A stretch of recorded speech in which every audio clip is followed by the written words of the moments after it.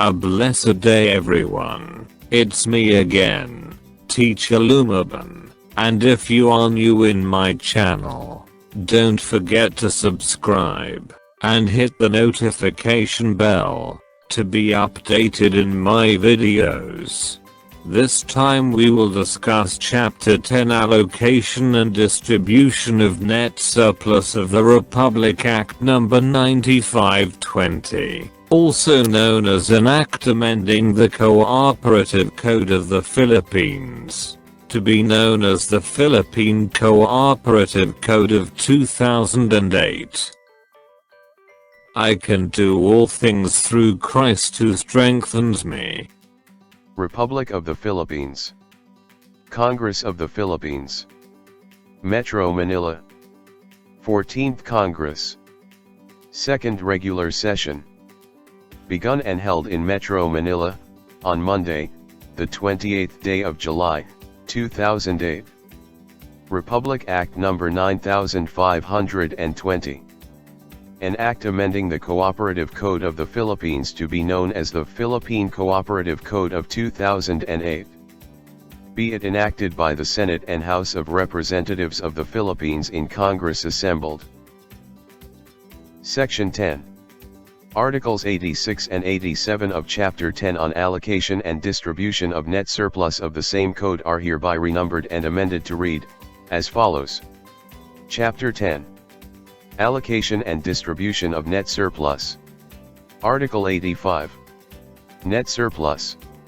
Notwithstanding the provisions of existing laws, the net surplus of cooperatives shall be determined in accordance with its bylaws.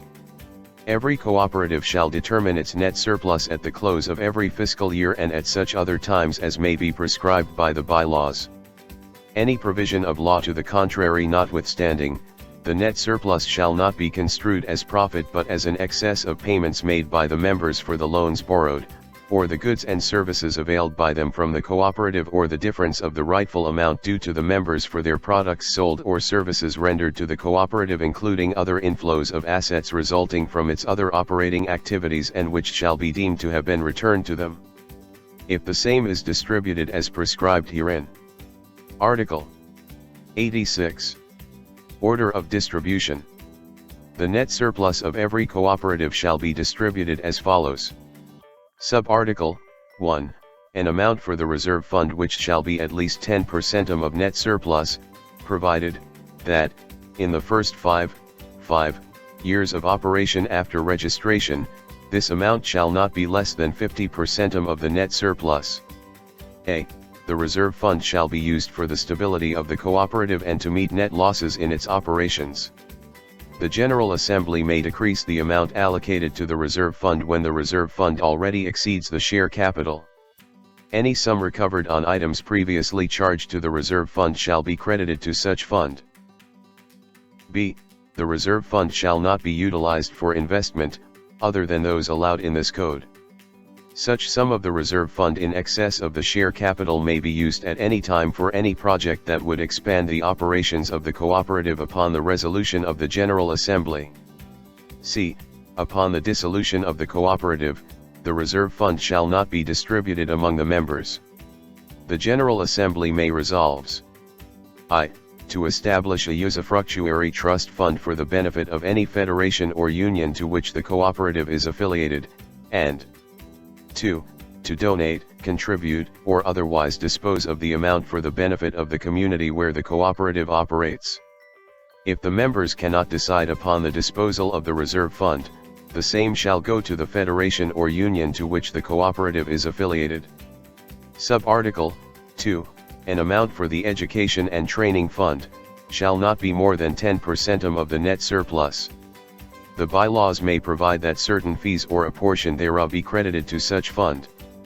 The fund shall provide for the training, development, and similar other cooperative activities geared towards the growth of the cooperative movement. A. Half of the amounts transferred to the education and training fund annually under this subsection shall be spent by the cooperative for education and training purposes, while the other half may be remitted to a union or federation chosen by the cooperative or of which it is a member. The said union or federation shall submit to the authority and to its contributing cooperatives the following schedules. I. List of cooperatives which have remitted their respective cooperative education and training funds, CETF.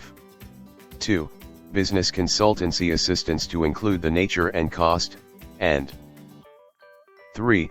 Other training activities undertaken specifying therein the nature, participants, and cost of each activity. B. Upon the dissolution of the cooperative, the unexpended balance of the education and training fund appertaining to the cooperative shall be credited to the cooperative education and training fund of the chosen union or federation. 3. An amount for the community development fund, which shall not be less than 3% of the net surplus. The community development fund shall be used for projects or activities that will benefit the community where the cooperative operates. 4. An optional fund, a land and building, and any other necessary fund the total of which shall not exceed 7%. 5. The remaining net surplus shall be made available to the members in the form of interest on share capital not to exceed the normal rate of return or investments and patronage refunds, provided that any amount remaining after the allowable interest and the patronage refund have been deducted shall be credited to the reserve fund. The sum allocated for patronage refunds shall be made available at the same rate to all patrons of the cooperative in proportion to their individual patronage, provided that a. In the case of a member patron with paid-up share capital contribution, his proportionate amount of patronage refund shall be paid to him unless he agrees to credit the amount to his account as additional share capital contribution. B. In the case of a member patron with unpaid share capital contribution, his proportionate amount of patronage refund shall be credited to his account until his share capital contribution has been fully paid. C. In the case of a non-member patron, his proportionate amount of patronage refund shall be set aside in a general fund for such patrons and shall be allocated to individual non-member patrons only upon request and presentation of evidence of the amount of his patronage. The amount so allocated shall be credited to such patron toward payment of the minimum capital contribution for membership. When a sum equal to this amount has accumulated at any time within a period specified in the bylaws, such patron shall be deemed and become a member of the cooperative if he so agrees or requests and complies with the provisions of the bylaws for admission to membership, and d. If within any period of time specified in the bylaws, any subscriber who has not fully paid his subscribed share capital or any non-member patron who has accumulated the sum necessary for membership but who does not request nor agree to become a member or fails to comply with the provisions of the bylaws for admission to membership, the amount so accumulated or credited to their account together with any part of the general fund for non-member patrons shall be credited to the reserve fund, or to the education and training fund of the cooperative, at the option of the cooperative.